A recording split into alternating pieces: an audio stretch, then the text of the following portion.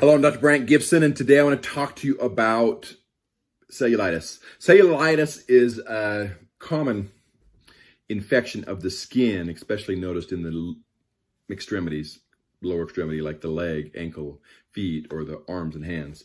Cellulitis is a redness, swelling, hot area. It can be very tender, it can be problematic, and it indicates a bacterial infection in the tissues of the skin. So a lot of times it may present without any indication or any reason why you're getting cellulitis, but it may present, especially in the foot and leg, from a wound or sore or something like that, and it starts to spread to the tissues and becomes a cellulitis.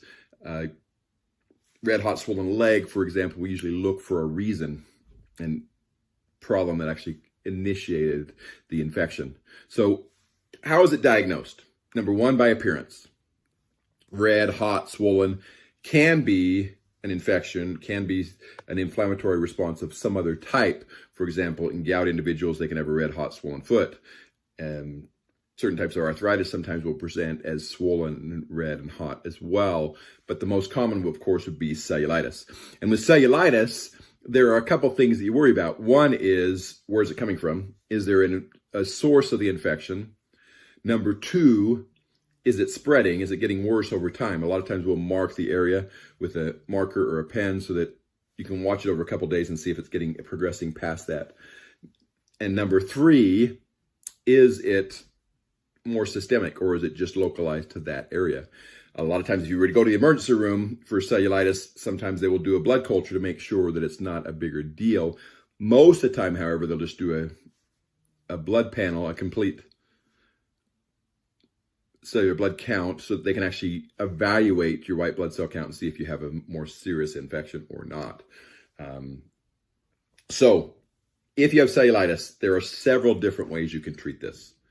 You can treat it at home as long as you keep an eye on it, and if it starts to progress or get worse, you go get help. You can get put on antibiotics. Antibiotics are usually the easiest and quickest way to get rid of it and to resolve it, although I do know many individuals that will treat it with elevation and limiting activities to try to let the body heal it itself. You can also eat in certain ways to alleviate cellulitis. Eating large amounts of fruits and vegetables, for example, can improve the health.